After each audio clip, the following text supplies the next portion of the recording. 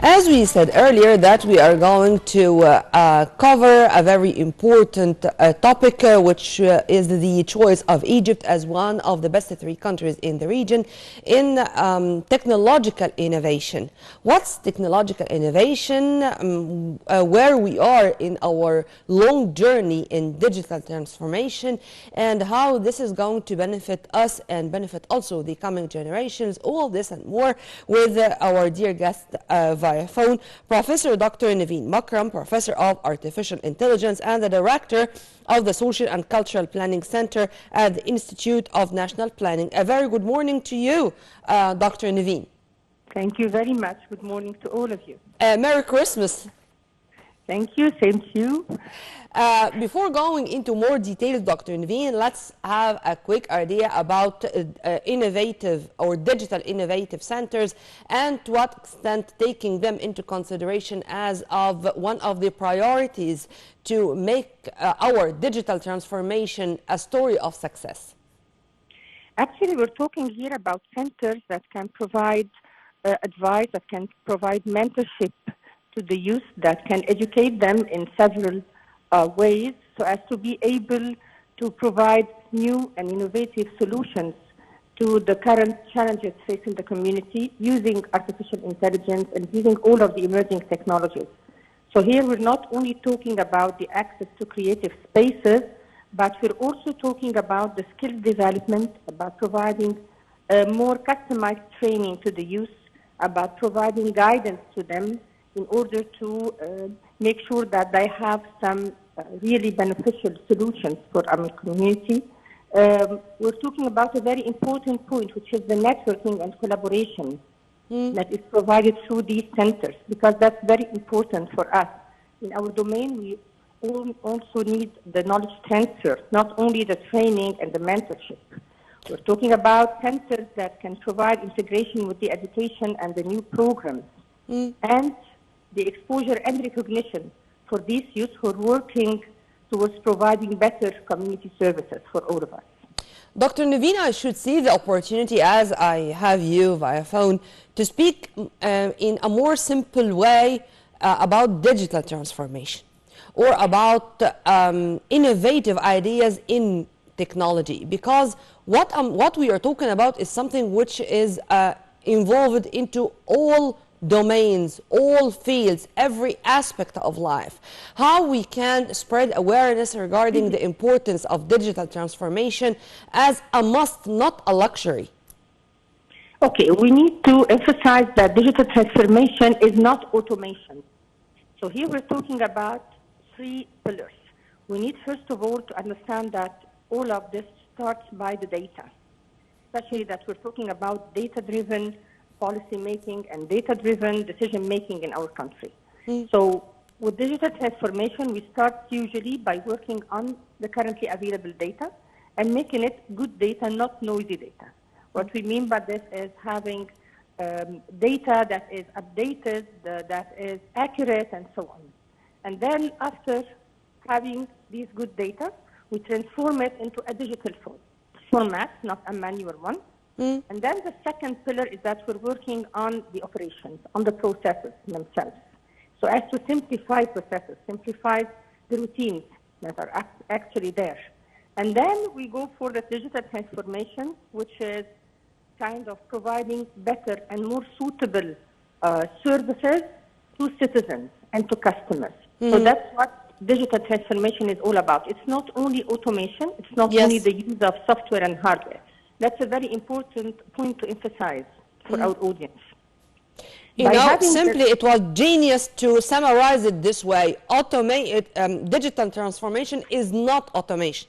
And if we really understand the difference between both, we would easily know this great difference means a lot. And this is how we can spread awareness regarding this difference to make people know what we are talking about.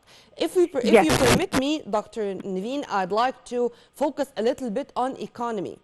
and on the importance of digital transformation and having all the time technological innovation to attract more investments and to tell the whole world the potentials we have in order to attract more direct and indirect investments? Actually, being one of the top countries in the MENA region can provide better opportunities regarding the economy, because Egypt can invest in the education and in research so as to have, innovative IT solutions. By having innovative IT solutions, we can collaborate with other entities that are outside the country. And that will be a very good point for the investment. And now, as we know, that we have kind of the best developers in Egypt. That's what we hear usually from many experts and many consultants who are hiring the youth here. So that's another point. Egypt, again, being a regional leader in creativity and technological innovation, as per the last study, this can facilitate the knowledge transfer, the access to resources, the international exposure. Maybe that's what we need to focus on. Another point is the role of the innovation for the SMEs. The small and medium enterprises. And that's, again, a very important point. Because having the digital transformation, having innovation, applying artificial intelligence right now can benefit these enterprises. It can provide them, again, better exposure, global markets, better opportunities. And if we can apply the data analytics framework, then definitely this will help Egypt, and it will help the SMEs, it will help all of the international companies that have branches in Egypt to have kind of better analytics, better prediction, and to be ready for the next steps. We're also talking about proactive. Dr. Nevine, I don't know, maybe I'm a little bit greedy, or I do have a lot for my country. And when it comes to the competition here in the region, of course, it's a very tough competition, and to be one among the best three in the region, in the MENA region, of course, this is great. But when I can move forward, move a little bit higher, or of course, the sky is the limit for us right now, how I can, or when I can say that Egypt can compete globally, not only regionally, if this is possible? Definitely it is possible, because we have all the requirements, but we're facing challenges on the other hand. So maybe we should focus on dealing with the currently faced challenges. Like, for example, the resistance to change. As you know, that digital transformation requires a cultural shift. It requires a willingness to embrace new ways of working. So maybe we can focus on having kind of a plan so as to be able to deal with the resistance to change, which is one of the challenges that we're facing. And this will help putting Egypt in a better position. We have to also tackle the data privacy and security concerns that we all have.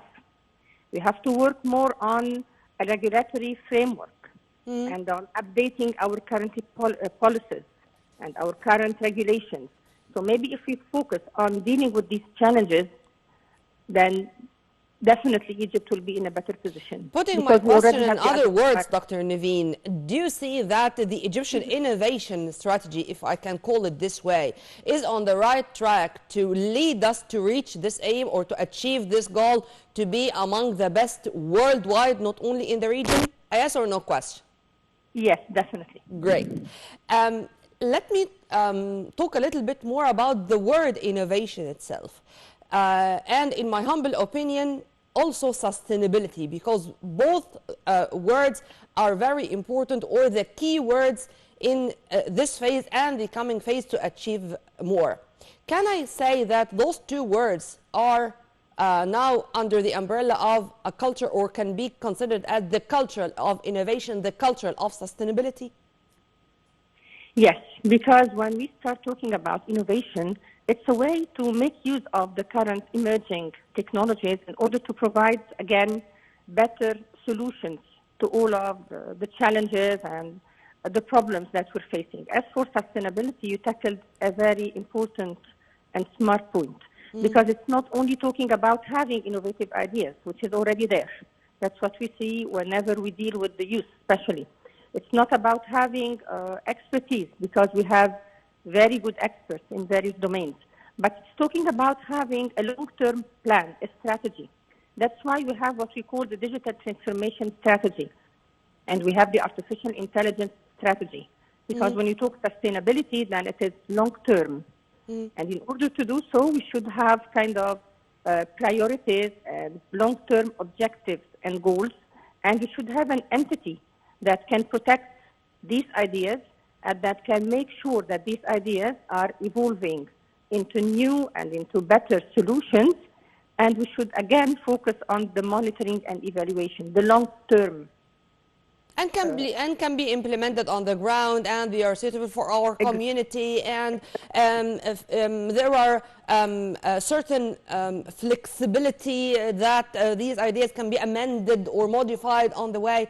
I'm asking this question, Dr. Nevine, because now our youth are using these words in every domain. I mean, of course, finance is a very important issue, and financing for any project is a first priority.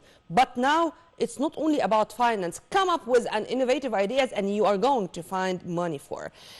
Come up with solutions, innovative solutions for the problems you have, and then it's going to be better. Brainstorming. The word innovative ideas or the words innovation and, as I said, sustainability are the key words behind the success of any project right now, and behind the success of any new entrepreneur. If you agree with me on that. Yeah, definitely. I do agree, because, you know, by providing the centers, then you can provide the guidance, you can provide the long-term plans, you can work on the smart objectives. You mentioned, again, a very smart point, which is the objectives. And do these solutions really fit our community or not? That's why we're really proud that we have different startups that is also to, I mean, these are IT solutions that were performed by our youth. And it was customized for Egypt.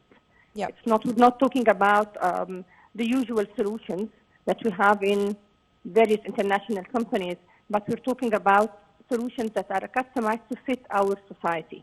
Yeah. Dr. Nevine, one final question, and in fact, I do have a lot to speak about whenever you are with us. When it comes to AI, when it comes to digital transformation, until the moment, unfortunately, the layman in the street or many Egyptians are thinking in a pessimistic way regarding those terms. Yeah. They took into, or they had a false or a pseudo idea, of course, about those words as something which is going to take their jobs out of them. And that the AI or the digital transformation is going to replace the human being, is going to eliminate the human jobs, the human work, the human part of the cycle. How we can differentiate or how can make the difference between this false assumption and the facts on the ground? Actually, we should emphasize again for them that AI is not here to replace humans. We're talking about supporting humans. They're scared because they found that when they started applying automation, before the digital transformation, their work changed. So maybe we should educate them, tell them that this will not raise the unemployment. We're not here to take their jobs. On the other hand, we have many new jobs in the market. You have plenty of new positions.